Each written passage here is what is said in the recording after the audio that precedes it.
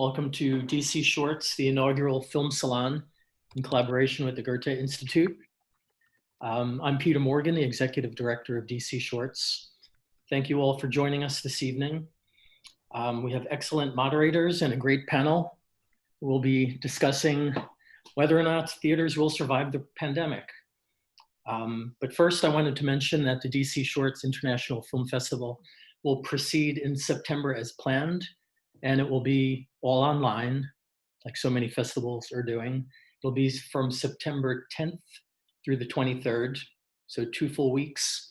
Currently, we have about 150 short films that will be available, and we're planning on online workshops as well as some online cocktail parties. So we should have the tickets on sale, as we do every year, in mid-August. Separately, if you like horror films and thrillers, we have a new event this year, Showcase. Tickets are on sale starting this week for DC Shorts Summer Chills. It'll be approximately 7 or 8 short horror and thrillers, and that'll be July 28th through August 2nd. So we'll send out an email.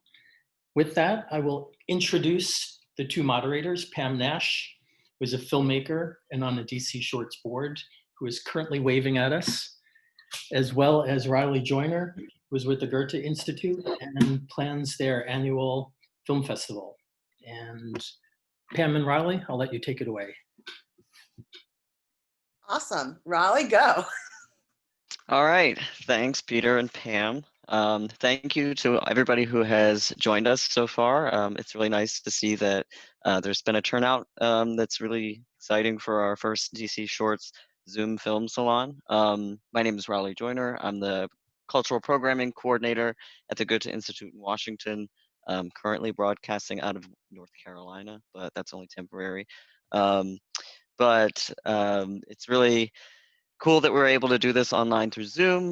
This was something that Peter and I were talking about back in like February, I want to say, and we were thinking about doing this in person starting in April. And then, of course, the pandemic happened and we had to sort of reconfigure some things and figure out how we might be able to do things virtually. And when both of our respective organizations, I think, started to find our footing when it came to doing virtual events, we sort of came back together and said, okay, I think we have an idea how we can do this. Let's try to see if we can move forward. So we decided, of course, the first topic we might approach would be, albeit maybe a kind of touchy one and not so happy one, but in some senses, but certainly an interesting one right now.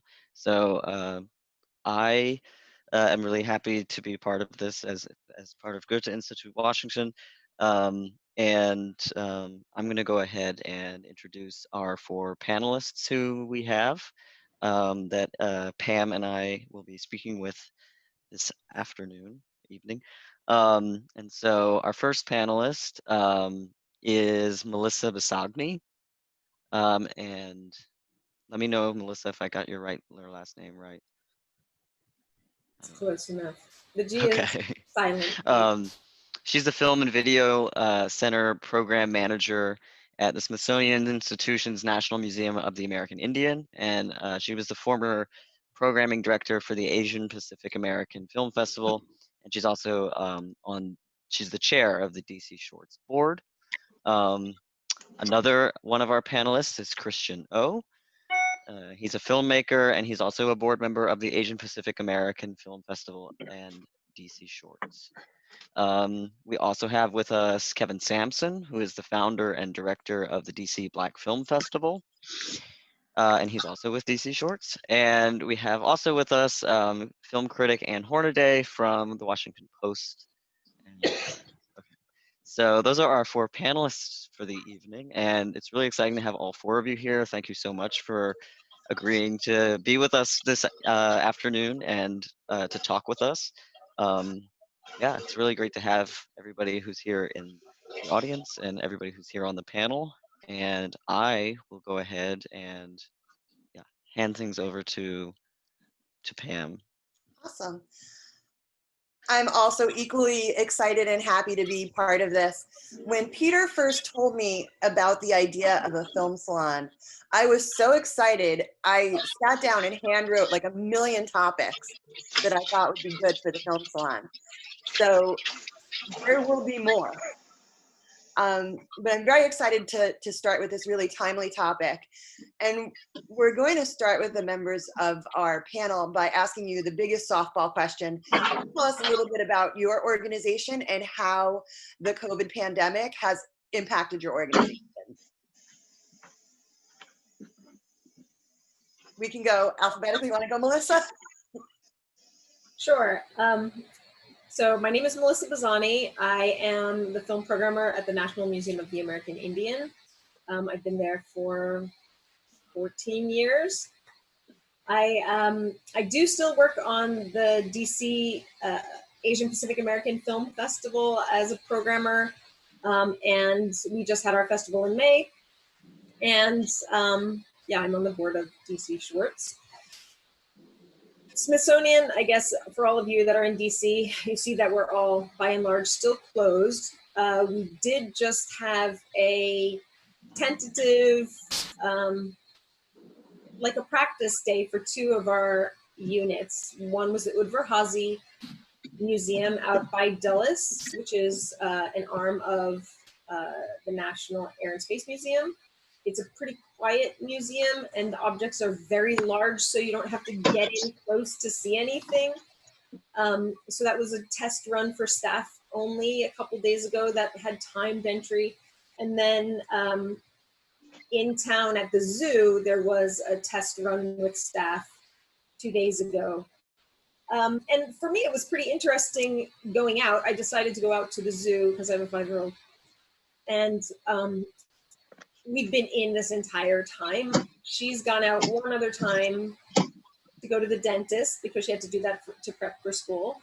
And then she's been on a couple dog walks with me, but she's pretty much stayed in because we have 2 people in our house who are immunocompromised. So we've been really just in a bubble here. So it was interesting to see how those 2 spaces were opening or attempting to open. And I understand why, because of those experiences, I understand why the Smithsonian is planning not to open the museum's theaters anytime soon. Just because there are so many moving parts. Part of it is that we hardly have any electronic automatic doors. So people will constantly be having to open and close doors. So that has to be remedied in some way. Also just being able to kind of like put cattle guards in for people so it's one-way streaming traffic. In our theater is unusually close. The seating is unusually close, so people are very concerned about distancing. And we just had renovations, so we were closed for almost a year, renovating the entire space, and now we're closed again. So there has been a lot of desire to open up, but there are no plans for any of our theaters, not for the Oprah Winfrey, not for ours, not for the Freer Sackler. With the Asian Pacific American Film Festival, we opened on May 1st, and it was a mad scramble in February to figure out, okay, like just every day keeping up with the news, seeing what was going to happen as far as the city shutting down. Christian can talk more about that too. We decided to go online, and we decided to just stick with our shorts films because it was much easier to get rights clearances for those, because a lot of those artists did not have distribution deals, and so wouldn't have to jump through those hurdles. And people were just really excited to connect in whatever way because it was so early in the pandemic. And we did not geo-block our films. We did limit screening numbers for a couple of them, but we just had an enormous response, positive response. And one of the best outcomes from that festival was that we connected with Asian Pacific American film programmers and festivals across the country and in Canada. And it was just a really positive time for us to say, hey, we actually are all in this together. We're all in this because we love films. Let's get back to that idea and let's support each other in whatever way we can. Let's cross promote. So some festivals that, like the LA Festival, that had a lot of existing relationships with studios and filmmakers, they were able to show some upcoming feature films that we would not have been able to show. And so we promoted on our site their films, whether they were for free or you had to buy a ticket for that. And also we all were constantly talking about the different platforms, the screening platforms we were using in order to find what the best practice for our little festival might be, or, you know, some of the other bigger festivals. So it was just a really positive community building time. So that was strange. Of course, so many of us are staunch theater goers. We want to be in the space. We really believe in film projection and presentation of film as art. And so that's a bit of a struggle for people. Of course, you all, I'm sure, have been following Christopher Nolan's Tenet, what's going on with that and how it keeps on getting pushed back little by little because he wants to have a theatrical release. But this was just getting into what we're going to be talking about tonight. Okay. But yeah, so at the time, May 1st, well, so we ran the whole month of May. It was just like just a great time to for us to blossom our ideas, make community connections, and support each other. So awesome. Thank you, Melissa. And how about you as a film critic? How is your work impacted? How is the post being impacted? Tell us basically how your day-to-day has changed. Well, we closed on, we went home on March 10th, which was right before the theaters in DC were mandated to close. So everything happened kind of one after the other. And we made a very quick pivot to streaming because that happened to be a weekend.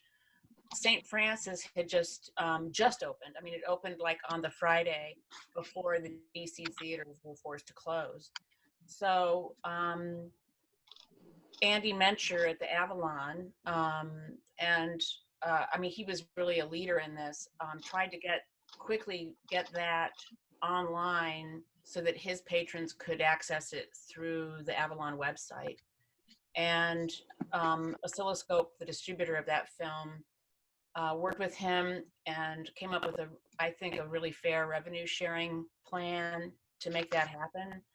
Tina Lorber was a leader in this. There were a handful of distributors who were really quick in terms of responding and making it possible for places like the Avalon, AFI Silver, Cinema Arts, to make streaming titles available to their patrons through their virtual box offices. And that became kind of my mission, which was to write reviews, and as I usually would, to support that endeavor, you know, to bring those movies to my readers' awareness. And that was kind of my personal mission, was just to kind of help that enterprise, because it was so perilous, you know. I mean, it was just such a crisis for all the independent, especially all the theaters, but especially the independent and art house theaters.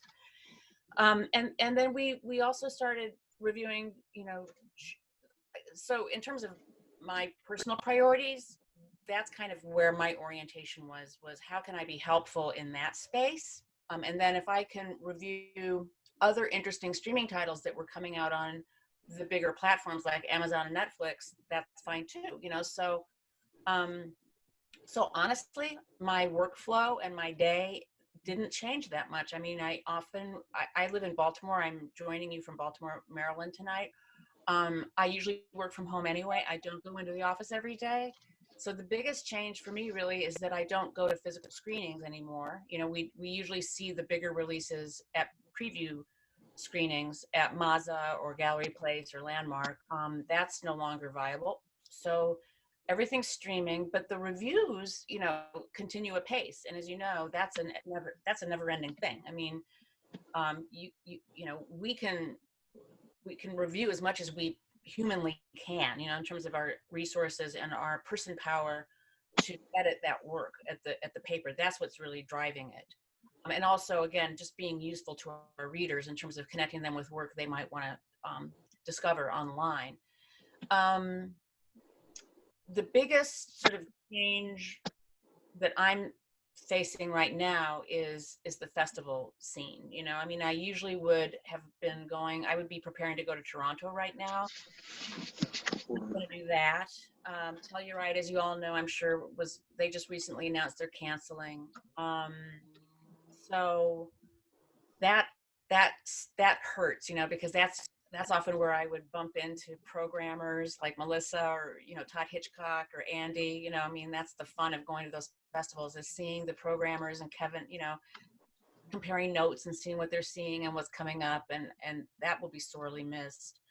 But in terms of the post generally, I will say that we're doing very well, you know, with this. I mean, I think the staff has really risen to the occasion, and they're putting out outstanding work, and they're being rewarded by a lot of, you know, we're getting traffic. I mean, you know, because people have the time and also the great interest in the news around coronavirus, the greater kind of mission of the post is really solid, and it's being, I think, met quite well by our reporters. So I guess those are the broad strokes. Thanks. Christian, we're doing alphabetical order for this question. I might not for every question, but for this one, so you're up. It's okay. Can I, before I begin, first of all, can anyone hear me? And then second of all, Michael Satar, could you please mute yourself? I hear a lot of background noise from you, or if someone could mute Michael for us, that'd be great. Peter, if you could do that. Again, my name is Christian O. I have been in the DC metropolitan area for, gosh, it's going to be over 20 some years. And I've been involved with the film festivals, both DC Shorts, DC Asian Pacific American Film, and then in the overall filmmaking community. I see a lot of familiar names on here. I do have to do a shout out to the founder of DC Shorts, John Gann, is on, as well as Paul Marengo, who was also very active and very involved with the film festival. I see Dee Sine from DC APA Film, as well as Ted Adams, who's a local filmmaker. Oh, he was here. I don't know where he went. Okay, but anyway, again, I just want, and Rhonda Mendoza, another friend and filmmaker that I know. But again, thank you guys for joining us today. I guess the answer to your question, I feel that our film festivals have taken different approaches. Both Melissa and I have talked to so many other film festivals and film programmers and stuff like that. And we were really unsure what we were going to do with APA Film, because our festival's always in May during Asian Heritage Month. And we were unclear and unsure if the switch was going to happen for us to easily transition to a virtual festival. There were a lot of positives. I think there were a lot of gains that we made. There's also things that we look back and we said, oh, we could have done this better, or we should have managed that better. And, you know, hindsight's always 20/20. But in this coronavirus environment, I think it really is about pivoting. I've been really inundated and busy since February, helping others pivot, because we are a community of creatives, not just the operations and logistics of the festival, but also creating the content and sort of interacting with those people who are creating that content and dealing with that content. So there's got to be some sort of trials and errors that we've gone through, but more importantly, the communication, I think, has been amazing. And I think Melissa will agree with me, and so will Kevin, that we've been able to communicate even more broadly and more distinctively with not just with the audience, but with the filmmakers themselves, the people involved with creating the sort of the platforms. There's also been a bevy of what I would say new technologies and new ideas that are coming to the forefront, whether it is to put on a film festival, whether it is to move away from the traditional theater. As you guys know, there's been a flurry of these pop-up drive-ins that are happening, and we'll get into that later, but just know that there's been different sort of, I would say, avenues that have now been revisited, recalculated, and reconstructed. And I think that's really going to be important as we move forward, especially what we used to sort of engage our regular movie theater going process. Things are going to have to change. I'm already thinking about what I want to talk about later in regards to Gattaca, and there's a reference there about, you know, testing yourself prior to being accepted or being brought into the theater.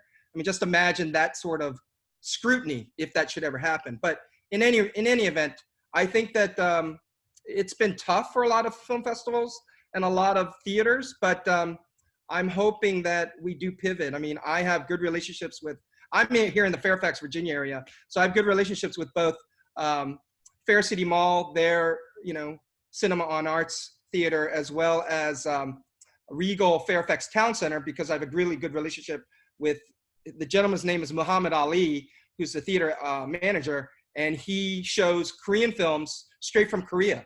He was one of the first theaters in the area to show Parasite. But before that, he's been showing Korean films all the time. And so, again, it's not just about how we're doing it, but also the content and the things that we want to bring to the community and to the area. So it's going to be very interesting. I hope that answers your question, Pamela. Yes, thank you. And last but absolutely not least, my old friend Kevin. I love that Anne had pointed out how interconnected we all are. And I know I got on the board because I knew Christian. Before I knew Christian, I knew Kevin. When I was first learning about film at Arlington Independent Media. Yeah. And then Kevin and I got to co-host the Indie Capital Awards together. And enough talking from me. Kevin, tell us about who you're working with now, what your organizations are, and how you're being impacted. Yeah, no, and I love the fact that you brought that up, because with me, I have so many different hats that I really do see. It's almost like the Matrix, and the numbers are going up. So, as a film festival director of the DC Black Film Festival, we too had to pivot and go virtual this year. At first I thought it was great because usually we're in August, and we actually moved to September. But of course, looking at the tea leaves, it just looked like the best thing to do is to go virtual for the safety of anyone that would definitely come and interact. So that's been interesting. But I also serve on the board of the Film Festival Alliance, and it's an alliance of I think we're up to like hundreds of festivals at the moment. And so it's really been interesting to see in film festival organizations and in that industry how we're trying to adapt to this new online digital world. How do we build audiences? How do we kind of recreate the culture that people come to our film festivals for, right? When you come to DC Black Film Festival, you might not know what's gonna be on the docket, but you're trusting us because of our track record. Same thing with DC Asian Pacific, et cetera, et cetera.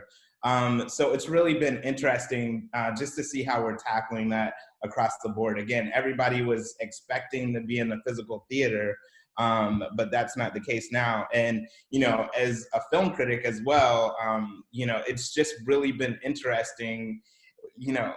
Going into the theater is like next to church. For me, that is church, and not to be able to do that, it's so tough. So now we're taking in these movies on a smaller screen, and many times it's not meant to be on a small screen. And so I think we all across the board, whether you're a film festival lover, a film festival, director, a film critic, etc., we miss the theater. And there's nothing that beats that experience of collective souls sitting together and consuming a story.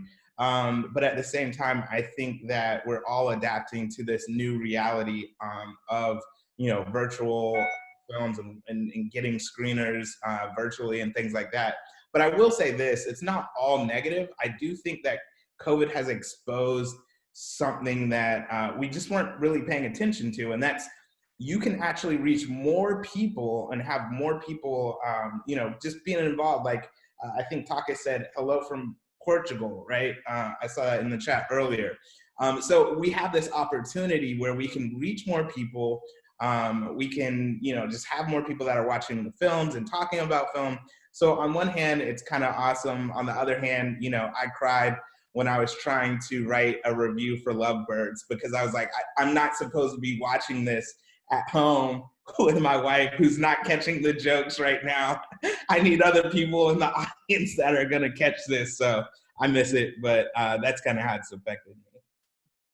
That's actually a really good segue because we are going to talk about like two topics here. One of them is the film industry, how this is affecting the film industry, the filmmakers, the actors, etc. But then as a separate topic, how is this affecting industry, the people who are broadcasting or screening the films.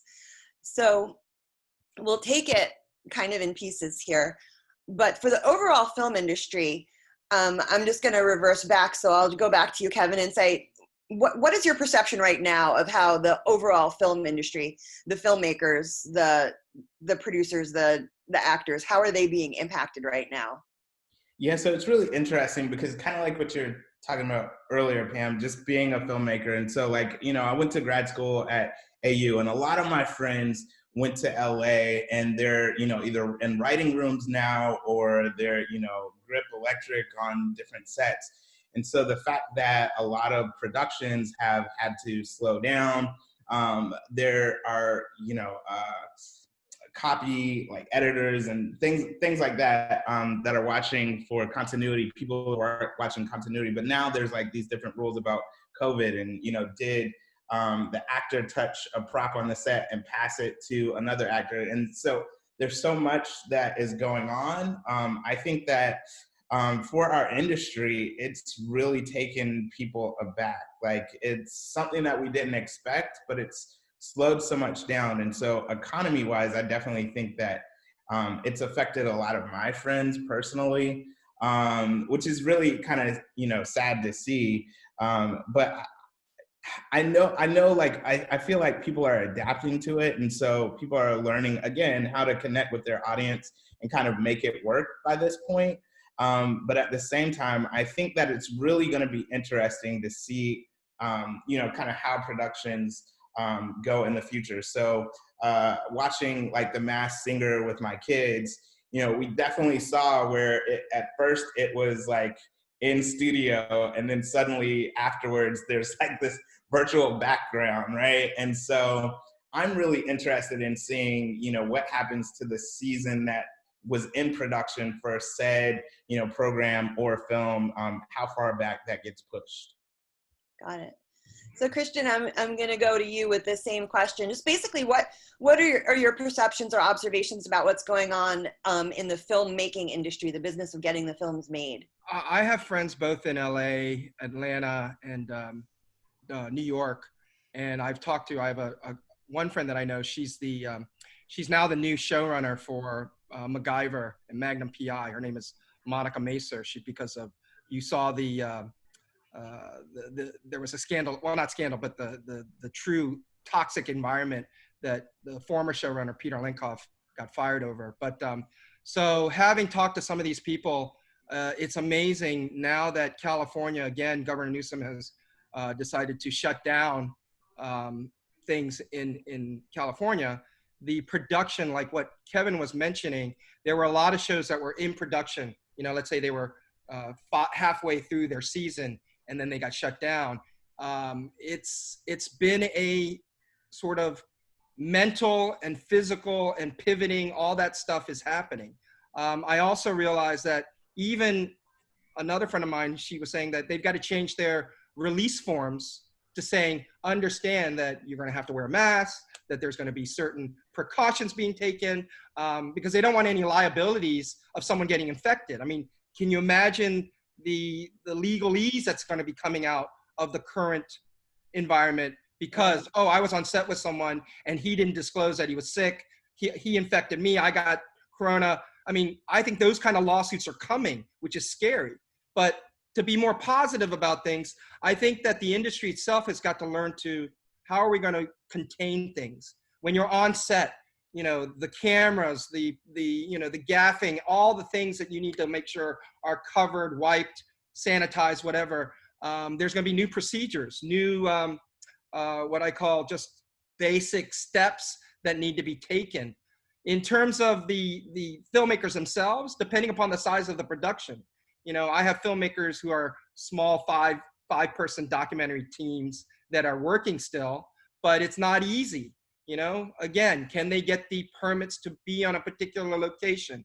Can they find actors or people that are willing to work in this time? I mean, you'd be surprised. There are some actors who are dying for work, but then there are other actors who are like, oh, I don't feel like working in this type of environment. So you've got that total wide spectrum of what people are sort of reacting to the situation. The other thing I think that really needs to be brought into consideration is that the content that we've got, how is it being effective, not in terms of the execution, but are people thinking about, oh, this is only season 1 of a new show, let's say.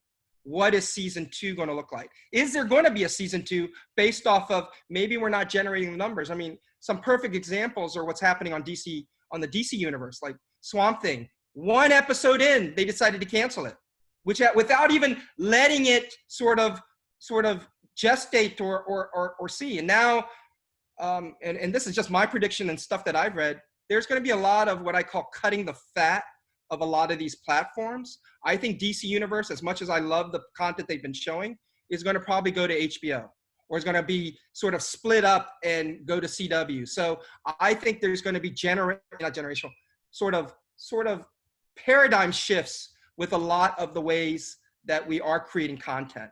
And there's going to be very few winners. When I mean winners, meaning these streaming platforms, there's going to be, you know, the top contenders. I think the smaller streaming platforms are going to have a hard time. I mean, you guys heard what happened to Quibi, right? Quibi, you know, I did it too. I watched the free trial, and then I totally, unsubscribed, you know, when the payment started, because our attention spans, the way we ingest content, the way that we sort of want content is changing.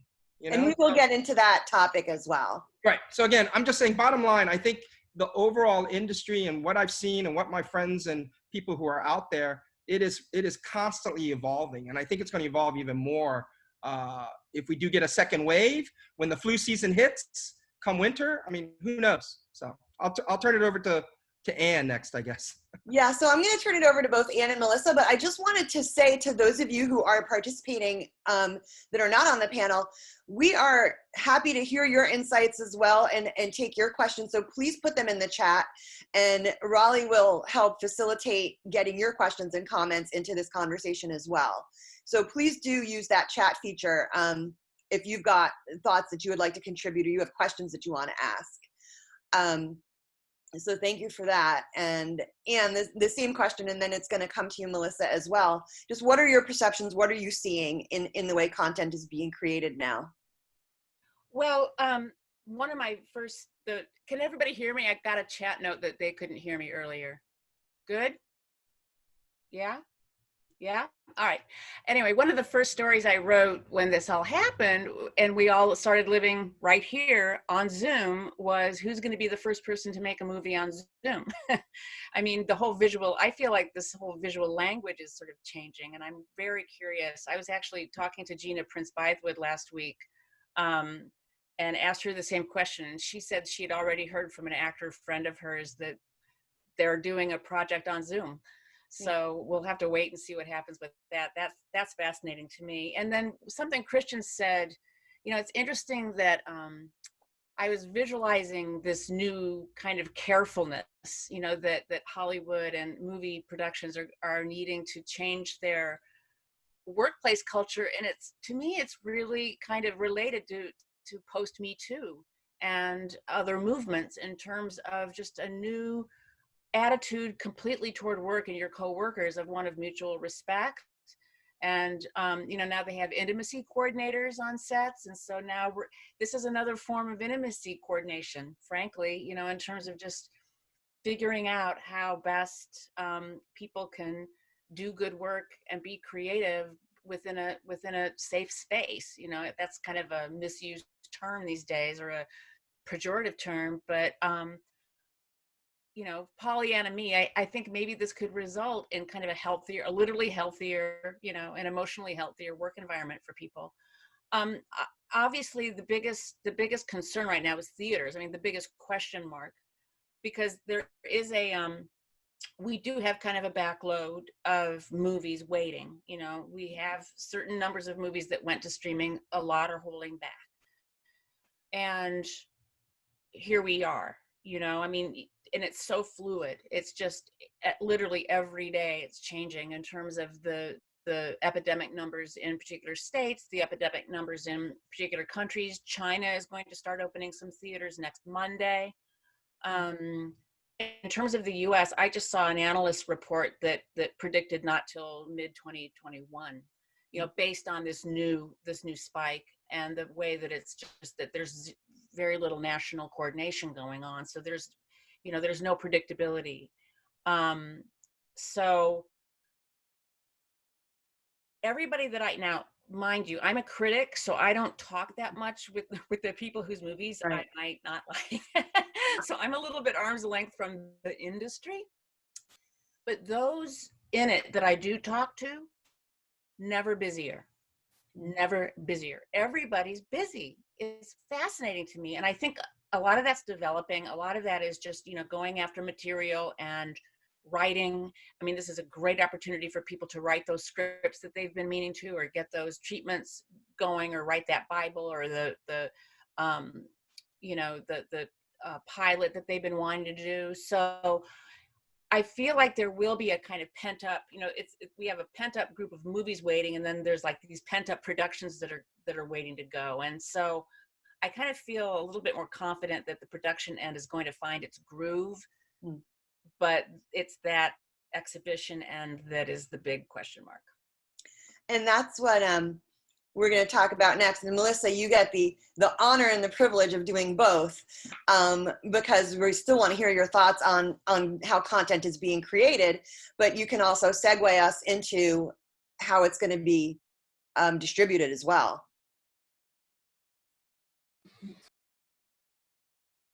You're muted. Sorry, I did press it.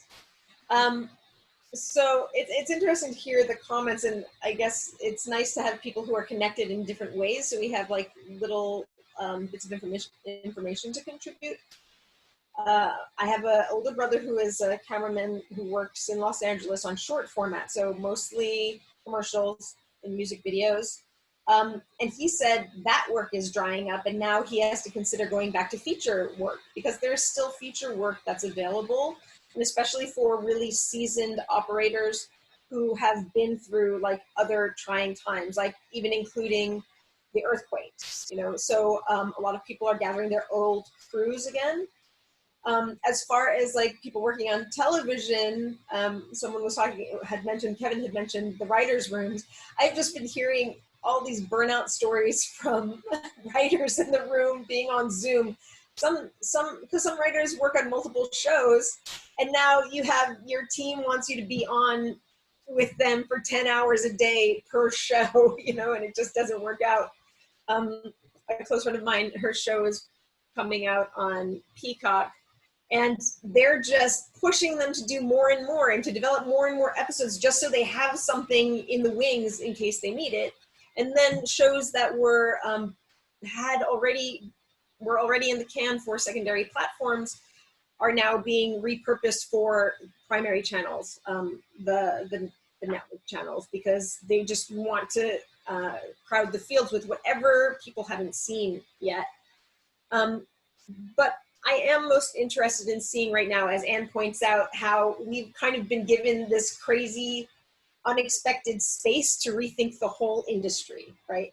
To rethink what stories we want to tell, to rethink the position of women and the LGBTQ community on screen and below the line. Like, how are our hiring practices going to change? The BIPOC community is really like rising, and their work just happening to come out at this time. I mean, Gina's film on Netflix, which I just watched, The Old Guard, which I love, and just seeing these little, I mean, I'm not a person who's hugely into violent films. I don't like a lot of graphic violence, but even I caught myself watching the first fight scene between the two main female characters, which was great to see, and how that fight was not gratuitous and no one got their shirt ripped off. You know, it was a real battle. It was hand-to-hand contact, and it was not effects, you know, and you're just like, this is storytelling. You're seeing a relationship build in this fight, rather than it being gratuitous violence and someone getting completely, you know, annihilated and disfigured for no reason, right? So I definitely appreciated that. And then seeing something like Hollywood coming out during this time on Netflix, which is like, you know, this fantasy story about what if we did take that one crazy leap in the 40s to change the face of Hollywood. And it kind of speaks to you like, well, yeah, it's not the 40s, but let's freaking do this now. It's about time, right? So in so many ways, so storytelling, how films are delivered, which we can talk about next, I guess. Yeah. And how, yeah, just like all of these different elements, like we have a moment to just rethink all of it. And it's a time for creatives to really be creative, you know? I'm so concerned about, even with family members, just like who are, you know, I have family all over the country, all over the world, in fact, and people talking about the economy opening. But just hearing in some communities, they don't care about the economy. They're really concerned about feeding people and making sure people are safe. And, you know, it's like, yeah, the economy can wait as long as people are not dying. And then you have other groups where are like, no, if we don't open the economy, it will kill us, right? So just having all these different ideas really presenting themselves, and hopefully creative people who are available right now will latch on to these ideas and build something new and wonderful, right? As far as like the exhibition, like John, I don't know if he wants to jump on, but talking about drive-ins, it's so funny because I read an article that John was talking about how they had to add more spots for the Union Market drive-in because people are so into it, and it is an easy way for people to stay in their own little secluded area. And I remember in New Haven, Connecticut, 20 years ago, doing a drive-in just like this, and I was so excited about this. You know, you would tune into the movie on your radio, and people were like, oh, this is so fun. This is just a one-off thing. And then it kind of died. But then around that time, Alamo Drafthouse was doing the drive-in on the truck, you know, and then there was that huge, this truck was built for the Scottish Locks, where this truck had a moving movie screen that would go through all these tiny roads, and then it would like pop out like a transformer and be a theater to bring movies to people. And I'm like, this is a time like that. It's a time for us to really think creatively about distribution. But I think also I am a little worried about people wanting to go more virtual with performance, for example, or more virtual with effects, with special effects. Just being home with my kid, again, watching the content for little kids. There's almost no live action for little kids at all. So my kid doesn't necessarily know, because she doesn't have siblings, she doesn't necessarily know that you could learn from other people, right? It's like, well, at school you do this, but in my real life, I don't have to listen to you. But I know all the animals in the ocean because of octonauts, you know? I'm like, how can we, during this time, bring more human faces to each other? And strangely, Zoom has proved that we do want to talk to each other. We don't want to just talk to avatars or you know, talk through text. We do want to see each other's faces and hear each other's voices. And so I think for those reasons, the reasons for human connection, like Kevin said, also, like, we will not give up theaters because we want to hold hands and sing Kumbaya. Right. So I'm going to before we go to the rest of the panelists on this topic, I'm going to kick it over to Raleigh for a minute because I see a lot of activity on the chat. Yeah, I was gonna sort of forming a question that I've sort of seen come out of a couple of questions, and thanks all of you for adding your thoughts into the chat. It's been really nice to see it sort of roll in. And one thing that sort of has emerged to me is seems like a question that I've sort of bundled a lot of these comments together and thought about is, so we have Patrick in the chat who mentioned a short that has just been created on Zoom. And then somebody else a little bit further down has talked about seeing some Zoom theater performances, and several people have referenced Zoom content sort of being a thing that's happening, whether it's live readings of plays, so that would sort of cross over into another realm of performing arts and arts in general, but also things being made on Zoom and also things being promoted virtually. And that sort of led me to this question of accessibility. And I was curious, from the panel, Elias has asked the question, I have watched some short films made during the pandemic. Can't recall if they are Zoom, but Parks and Recreation created a rather entertaining reunion episode. Can we expect more of these? Granted, these are TV versus movies, and who knows what low budget entity will be the big hit when cinemas reopen. So the question that I sort of had was, yeah, like two words sort of came to mind. One was accessibility, and one was gatekeeping. Sort of like, to what extent do you all think that this whole period might be dismantling maybe traditional sort of hierarchical models of getting a film produced, putting a film out there for people to watch it? So whether it comes from a place of producing and creating, or whether it comes from a place of presenting that material, do you all think that there has been big changes going, or do you think that there are more changes to come? And are those good things? I mean, I would imagine that they are good things, but that's just my opinion. And another question that I had on that was, so I mean, I grew up in Southern Maryland, so if I wanted to see a movie that was sort of an art house kind of movie, I would have to go up to Washington and I would have to watch it there, because there were no indie movie theaters down in Southern Maryland. So now with these virtual cinemas that like the Avalon and Sons has, and AFI, if I had been living down there at that time, I could have been able to watch those virtually. So that also seems to open up a lot of movies that other people may not be able to watch, that they might physically not be able to access, to a lot more people. So that was sort of a two-part question that I sort of have formed from what people are talking about. One being the accessibility of literally the means to make a movie and the means to promote and present a movie, and then the other being people who maybe live in areas that don't necessarily have indie theaters or small time movie theaters. They just have the big releases coming to them. What do you think about maybe that these people now have access to movies that previously they did not? You want to go, Kevin? Or Anne has something. Go, Anne. Yeah, I think that those are two things I've noticed during the last few months. Those, you put it very well, Raleigh. It's accessibility in both ways. And when I made that pivot to streaming, what did I discover? Women.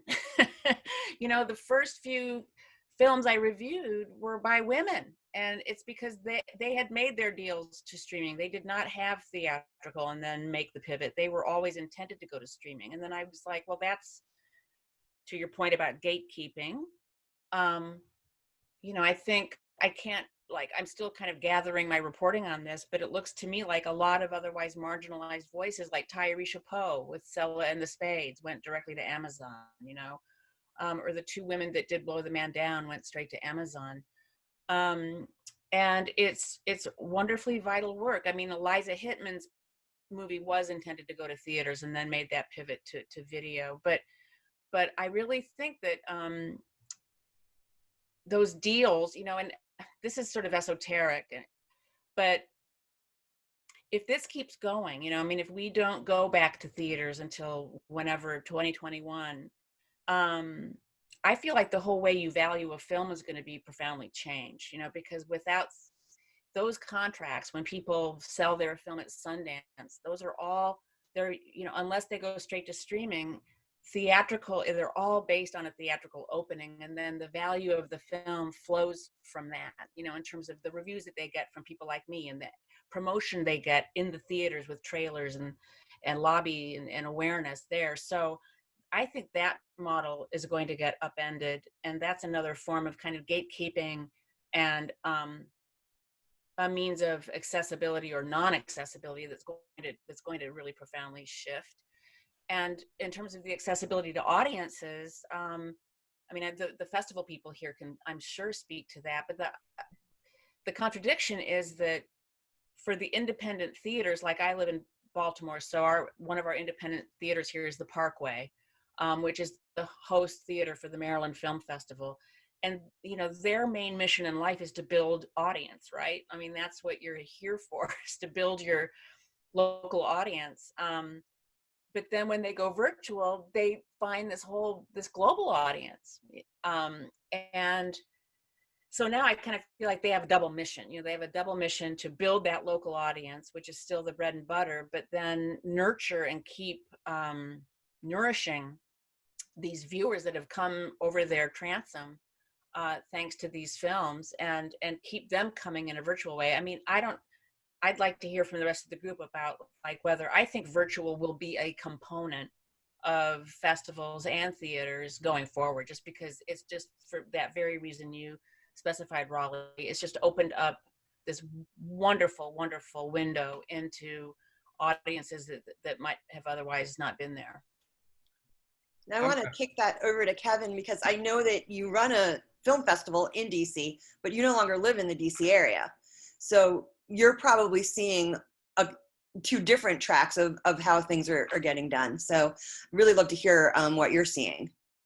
Yeah, I agree with what Anne was saying. And that's kind of what I was saying earlier. We're in a time right now where I think how we consume films is definitely going to be different, but how good films get to the general public is more accessible. So, as a critic, right, we get to see how the festival, starting with Sundance, the festival runs really start creating buzz for movies. Now, one of the reasons that I love film festivals is because there are so many better stories being told that just don't make it to the big screen.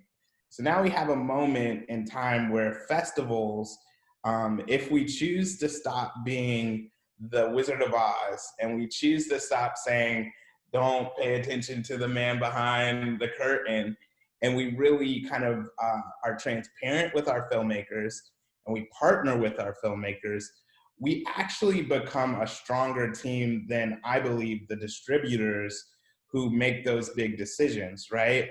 So it's an interesting model, I think, where going forward, we might hear from more diverse voices because of the way that, as we're talking about, we're able to kind of build in this new audience and we're kind of able to lift up the filmmakers. And so the question then becomes, do those distributors that have kind of been gatekeepers, how much power do they have? And I do think that some of them are a little bit afraid of this moment right now because of that. So yeah, that's kind of what I've noticed and that's what I've seen. I do think it's going to be really interesting this year as people even talk about awards season, because we really haven't had the runway that we usually have to building up the buzz to what's going to be the hot movie for 2020. So I think things are really going to change, and in many ways it could be for the better, just in terms of allowing more people to access the films. Now, one thing really quickly that I was thinking, as Raleigh was saying, accessibility, that is kind of a different issue, is how many people actually have a running internet to be able to stream films and things like that. So again, there's like this disparity and this gap that COVID has kind of opened up for us to kind of look at and think about, because it's great. Many of us obviously have it. We're on this Zoom call right now, but there's many people that need to go to the McDonald's to catch Wi-Fi, right? So that's another issue as well. Well, go ahead, Melissa, you go first. I was just going to jump on two things. What you just said, Kevin, right now, looking at the schools, for example, like working with, I work with the Head Start Parents Policy Council in DC.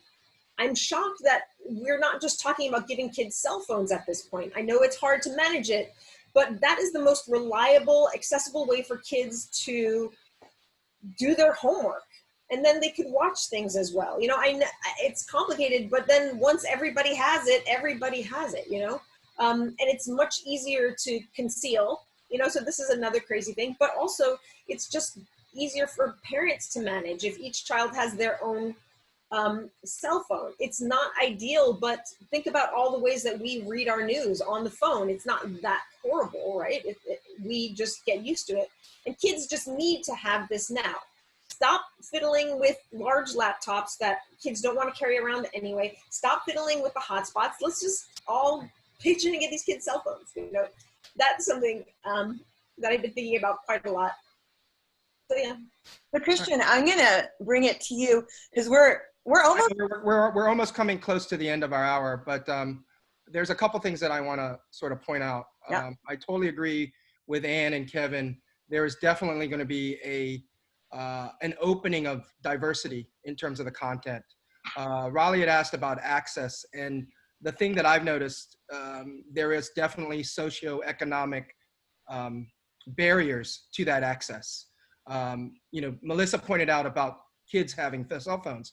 If you go to Korea, the last time I was in Korea was back in, what was it, a year ago, and everyone is on their cell phones ingesting content.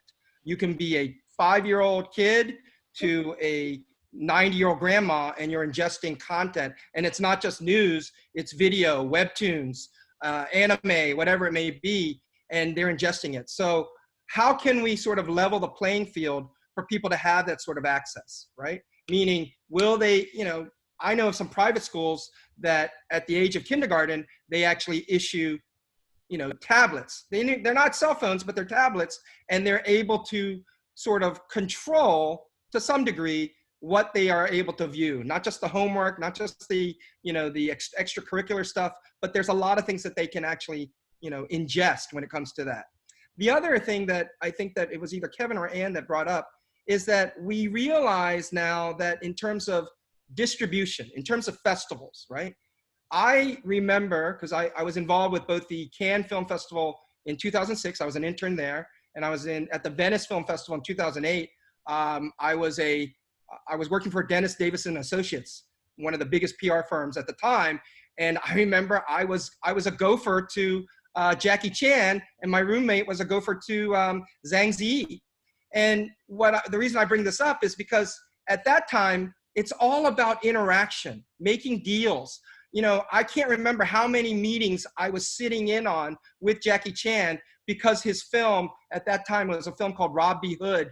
It was like 3 Men and a Baby, but it wasn't a very good film. But anyway, they were having all these meetings to figure out distribution, licensing, rights, stuff like that. Everything is now happening virtual. Cannes just recently did their Cannes virtual film market. And I'm really excited about Justin Chan, he's an Asian American director. He just sold his rights to his new film, Blue Bayou, to Focus Features for, I don't know how much money, but in terms of the distribution and the licensing. So things have to change. I think Kevin mentioned it. I think Ann mentioned it.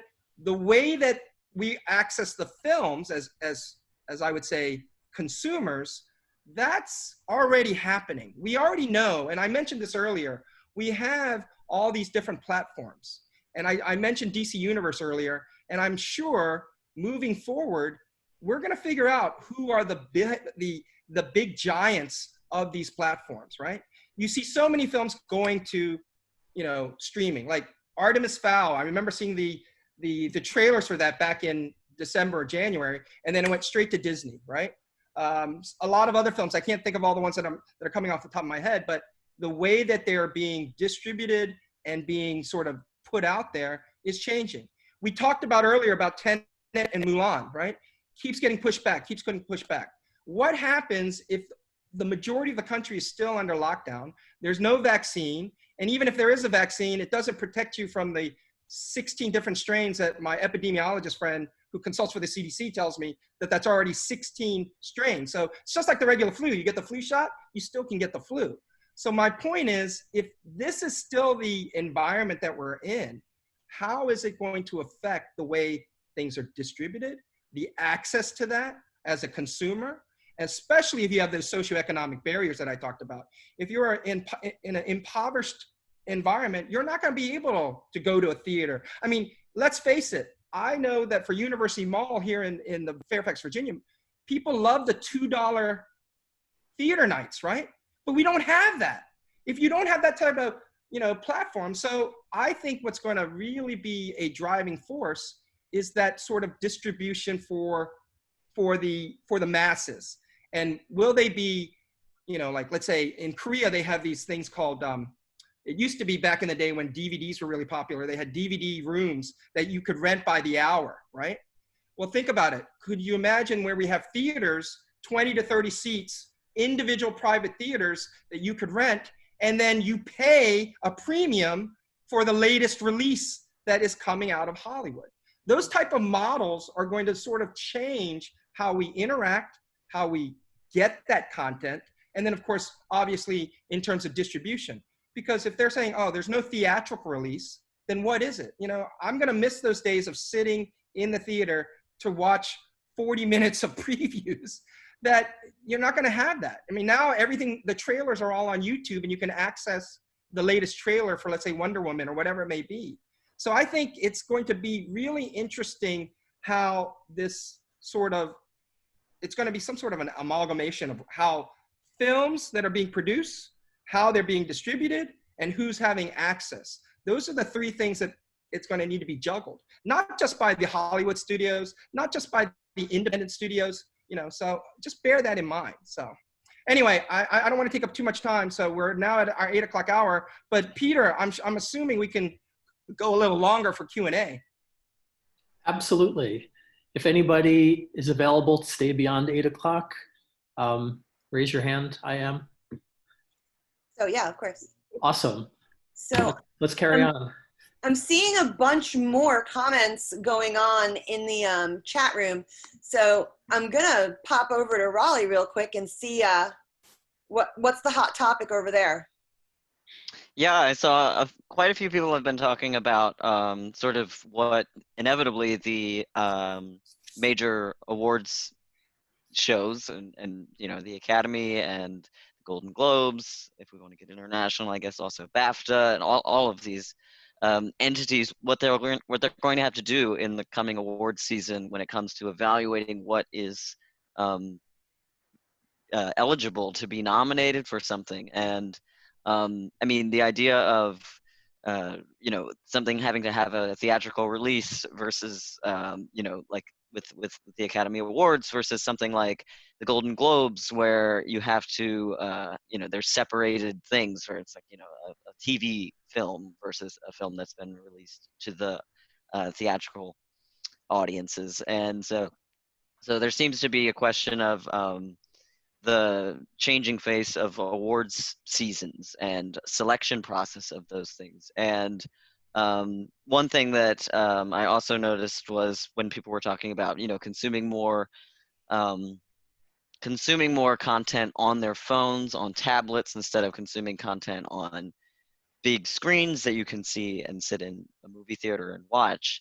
You know, a few people have mentioned, you know, it's a very, very different experience to watch a movie on a phone versus watching a movie on a big screen.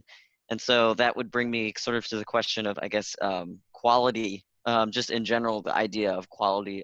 Do any of you all think that the, you know, I sort of was going off of what we were previously talking about, accessibility, you know, like certain things have been stripped away or will be stripped away. Maybe the idea that, you know, it's going to be the people watching who decide really what the best content out there is. Do you all think that it matters? Does it matter to you all that it may affect the ability to watch a movie on a screen like we were able to in the past? Do you think that this new sort of turn that the awards shows might be taking would affect the quality of movies that have been you know, coming into consideration for the Academy, for the Golden Globes? I mean, my answers to both of those, in my personal opinion, are no. But I mean, Well, I see Anne and I see Melissa have answers for you. Yeah. So Anne, you signaled us. What did you have?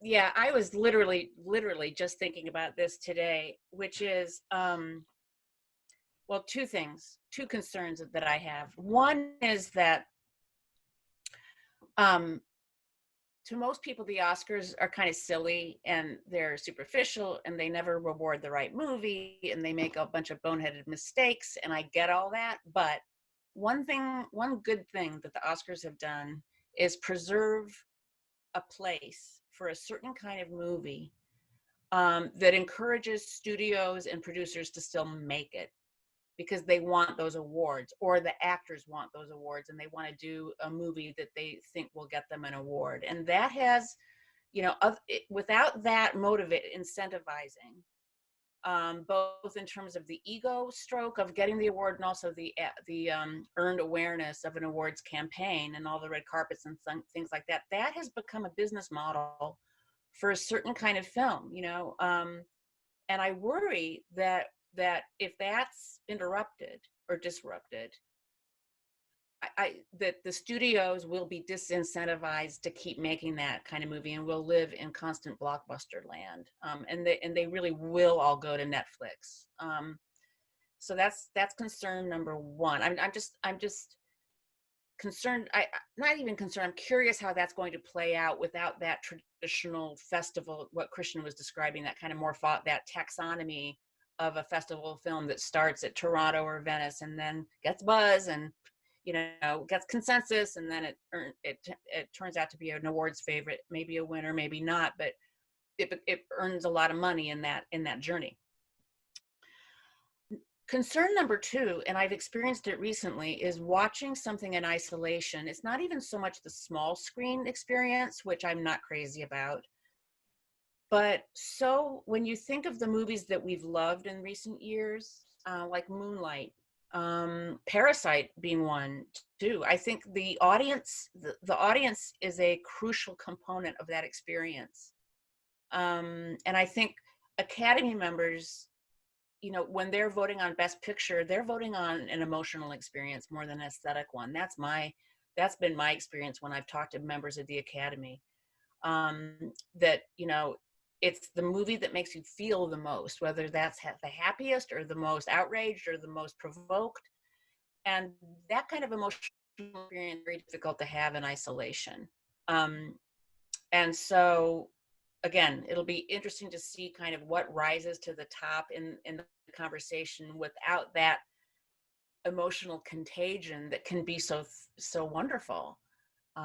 So I just feel like the whole kind of judgment process is going to be fundamentally changed. Melissa, I saw that you had also responded to some of the topics that Raleigh had raised, so I'm gonna bring it over to you. Yeah, I definitely hear this idea that Anne's brought up about watching films in isolation. In some way, though, I'm hoping that by watching films in isolation, people will have a more clearer view of what the heck it is they just watched.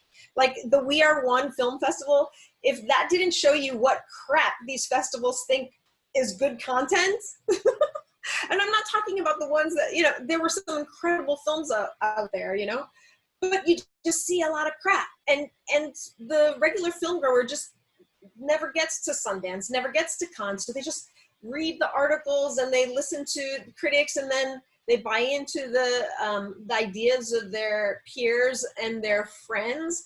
And it's funny how, you know, sometimes you get, like, just even how some people are like, oh, so-and-so's good looking. And you're like, what are they talking about? And then you hear just thousands of people being like, this person's gorgeous. And you're like, what? This is so crazy. Or, you know, just the same with films. Like I remember people talking about Transformers and how people wanted so badly to love Transformers because they had such a connection to it in their youth. And I'm like, you can't freaking see a single thing that's happening. This Transformers to me, and I'm sorry, but it's like a middle-aged dad trying to prove to his 12-year-old that he's cool. I'm like, I don't need to see that on screen, you know? And so I'm hoping that some things that people watch in isolation will present them with a clearer view of the crap that's out there, and demand, and have them demand better content, right?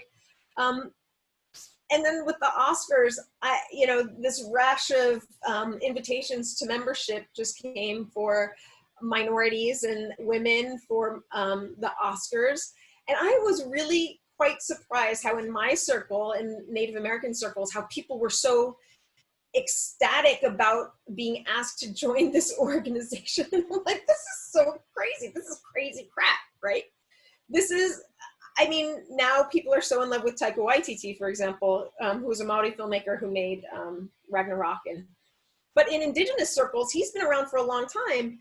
And the Oscars chastised him because when his short, Two Cars, One Night, had been nominated for the Oscar, when they panned over to him, he was pretending to be asleep. And there was just like people slamming him. No mention that he was just one of the fewest people of color that had been nominated for any Oscar as a director that year. They just slammed him all over the place. And I'm like, this is ridiculous. He pretty much was just playing out a joke that many of us in the audience are thinking anyway. And I don't know if you know this, Raleigh, but Taika, he lived in Germany for a long time, in Berlin. He studied painting there. I do love him. I mean, he made Jojo Rabbit, right? I mean, He made Jojo Rabbit. as Goethe program coordinator, I can say I really love that. Well, he lived in Berlin for a while to study art. But yeah, so, oh, and then one other, I mean, this is dating me. But before I came to DC, I owned a hip hop clothing store in Bridgeport, Connecticut.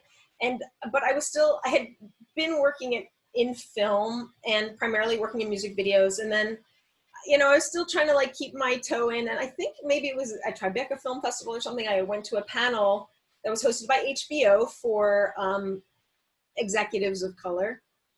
And one of the hot topics was how the bootlegging industry had killed Snakes on a Plane, you know, had killed the revenue stream for Snakes on a Plane. And the executive just happened to mention, like, the one film that was doing really well was Shrek. And they're like, yeah, because, you know, Shrek isn't being bootlegged in the inner city, and so they're not losing the revenue stream on Shrek, but basically saying, like, Black people are bootlegging Snakes on a Plane, and that's why it is not making money. I was dying, and of course I had to speak up, and I'm like, everybody I know has seen Shrek 6 times in the theater and has also bought the bootleg. So you don't even know your market. You don't even know your audience. You know, every kid of color, myself included, connected with Shrek. You know, even though he had a Scottish accent, I connected with him. He was a green dude, you know? And they're saying that Snakes on a Plane, oh, it's the inner city that killed it. I'm like, okay, now I'm hoping again, we're at a moment where so many things are coming out, so many things are presenting themselves that we're going to really see, like, what people are looking for, what kind of stories people, well, people want different stories, you know? We're gonna get ready to wrap up because we're over, but I want to ask each of the panelists, I mean, I want to thank you all. There's a lot of local filmmakers and film fans still hanging around here on this chat. I would love to hear from you. What's a good takeaway? What should we be thinking about after today? Like, where should we be focusing our attention as film consumers and film lovers? I'm going to take you guys reverse alphabetical order, so I'm going to go with Kevin first. You know, one of the things I've noticed over the course of this conversation is there's so much to unpack. I think just in general with where we are in the world, where we are in our nation, where we are with film, there's so much, right? And so again, for the filmmakers that might be on and you know, listening, I think again, we have an amazing opportunity where festivals and filmmakers can really kind of partner together to make their voices heard even more.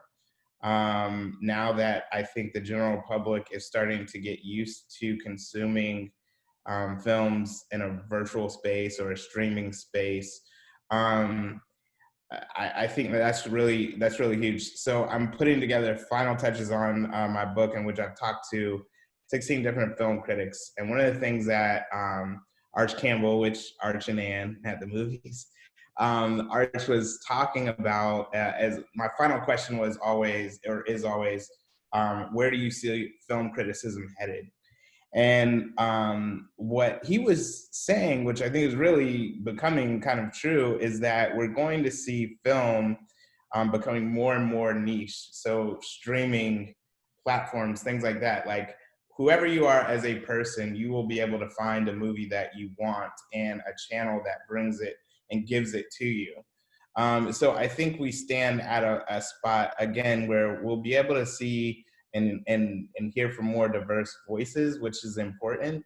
But I do think that, like, the film critic is important, right? Because they're the tastemakers, and especially at this moment, like, will taste what you don't want to and be like, yo, check this out on Netflix, check this out on Amazon, watch this on Hulu. You know what I mean? So I think that that's really an important thing. And again, for filmmakers, I think it's really going to be cool. We kind of laugh in the Film Festival Alliance about how many COVID movies are we going to see, right?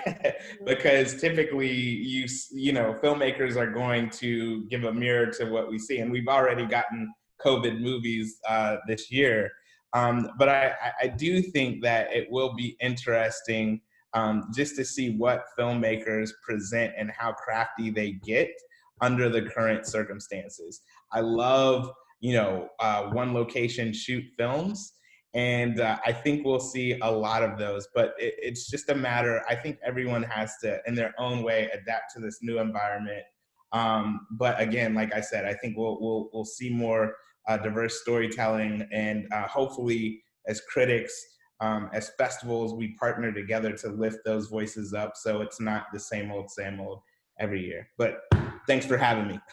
Oh, that's you know, it has been so good to hear your voice and see your face. Like, it really has. As Melissa mentioned, like, that's what people crave. Like, this has been so good. So thank you so much. Thank And you. I'm going to go to you, Christian. Same question. What's your takeaway for filmmakers? I just posted in the chat. I said the thing that we need to do, not only with amongst ourselves as fellow filmmakers or as fellow critics, we need to support. And I think that the consumption of the content is that we need to be broader in our diversity, not just in the producing of the content, but the consumption of that content. Think outside of the box. Be much more broad-minded in regards to, you know, what is out there. And I feel like a lot of film festivals and theaters, because, you know, the whole topic of this is whether or not theaters are going to survive. I think theaters need to evolve. And if that evolution means relying on technology, relying on social media, you know, relying on Zoom to do, I had mentioned in the chat that there are even theaters now that are doing Zoom, movies. You know, they're watching old movies together on Zoom, even though it may not be the big screen, but you have everybody sort of watching it together and interacting. Because Kevin brings up a great point, and I think it was someone else in the chat, I don't know if it was Rodney or somebody else, we need to be interacting. We've lost the human touch in so many ways within this current environment. So if the human touch is really, hey, Kevin, hey, Pamela, on Zoom, we need to sort of embrace that. As much as we may, some of us are already exhausted or hate it or tired of it, but we still need to sort of utilize it if that is the current norm. And lastly, I think the way that theaters are really going to sort of hopefully evolve is, you know, by leveraging this technology in creative ways. I think I mentioned earlier the Gattaca reference. Well, in Gattaca, you know, if there's a test, I don't know if this is very sci-fi of me, but a test that can quickly analyze that I do not have the virus, then I'm allowed to go into the movie theater, even if there are people coughing in there, because they're all proven to be 99.9% effective that they don't have the virus. Or, you know, just recently I was talking about concerts. Travis Scott did a concert in Fortnite, the game, right? Well, does that mean virtual reality? And I'm thinking about, because I know a lot of people hated Ready Player One. I loved it. I feel, because I read the book and I saw the movie. Is that going to be the future, where I actually have an avatar that walks into a virtual movie theater? Or if you go into a library and you're able to see past memories or past, you know, videos. You know, I'm waiting for that. I don't know if it'll happen in my lifetime, but if that's the evolution, then sometimes we have to embrace it. But, you know, the biggest takeaway, just support, really. All right. I really like that. I'm going to go to Anne and Melissa, but speaking of support, I'm seeing some names and some faces here from my fledgling filmmaking career. I see Miss Monda Webb there, who I'm a big fan of. I see Joe D down there, although it's a static picture, I know he's there. And I see Miss Rhonda Mendoza there as well. People that I started out with. And you guys have my support. And Monda, you know, I was just plugging your film. There was an article in NPR And I remembered that Manda had done a film about that topic. So I tried to marry that up so people could see it. Hey, if you read this NPR article, go check out Manda's film. So I'm sorry if there's other people that are also local filmmakers. These are the ones that I see that are from my beginnings in the film industry. So I wanted to say hi and thank you for them to sticking with us. And now I want to go to Anne and then Melissa to get what are your takeaways for all of us, for filmmakers, for the film fans that are here on the chat. Well, I want to thank Christian for just being a one-man Christopher Nolan movie just now. Mind blown.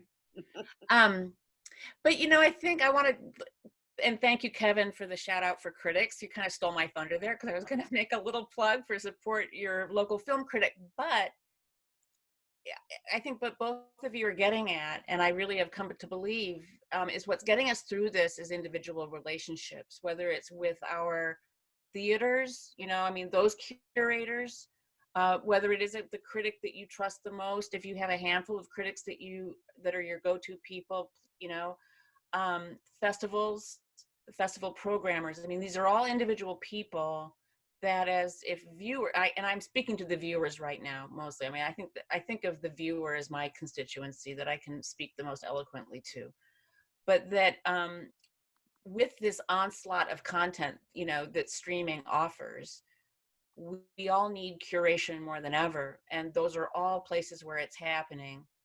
And so, to the degree that you can forge I really do feel that if theaters survive this, it will be the independent and art house theaters, because they have forged those relationships, and they are about community, and they were able to act so quickly because they have those communities and they can identify their patrons and get right to them. That's it. That's the currency, and it's a two-way street. So like Christian said, support. When you can, if you stream something, go through that local theater, and just visit early and often. Visit those websites early and often. Again, visit your favorite critic early and often, because that's how I think we're all going to kind of move through this time of change. I'm gonna go to Melissa, who's also our board president, and let her kind of do the wrapping up. But before we do that, I really just want to say what a delight it has been to work with you, Raleigh. This has been extremely smooth. You are a great co-host, a great collaborator. I really enjoyed working with you and getting to know you. Thank you. I appreciate it.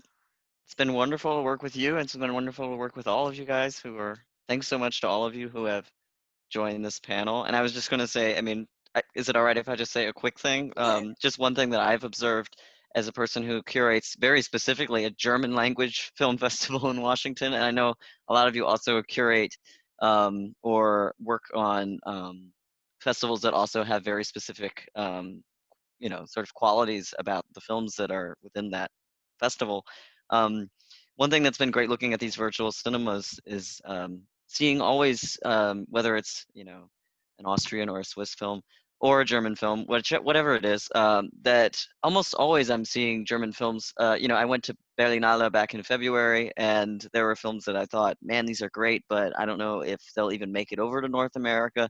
And now that they've, of course, the question of having them get North American rights is the first thing, but seeing movies like Bungalow, which I'm seeing right now, which is a German movie that's in a lot of virtual cinemas right now, movies that I was really not expecting to see.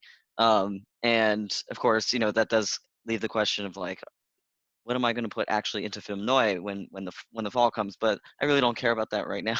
I just am happy to see that, German movies and movies of all different kinds of countries, seems more, maybe I'm just imagining it, but it seems more now than previously, these movies are even more accessible. And it's really great to see that these, as we were talking about, staying connected, it even is bringing the sort of international element of film closer to DC, Baltimore area, than I even thought that it already was, which is really nice to see. So from my point of view, just curating for Goethe has been really nice to see.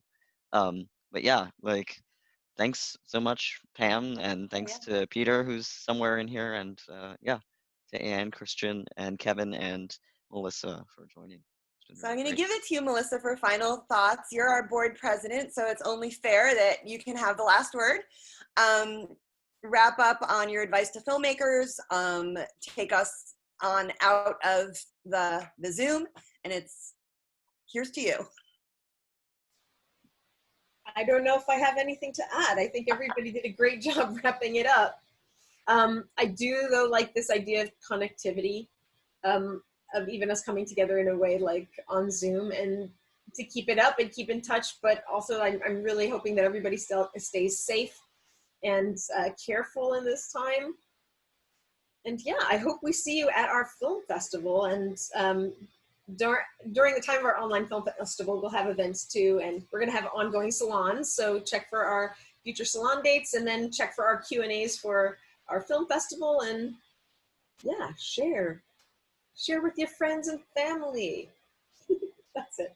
Thank you everybody for participating tonight. This was a lot of fun. Thanks. Thank you, everybody. Anything?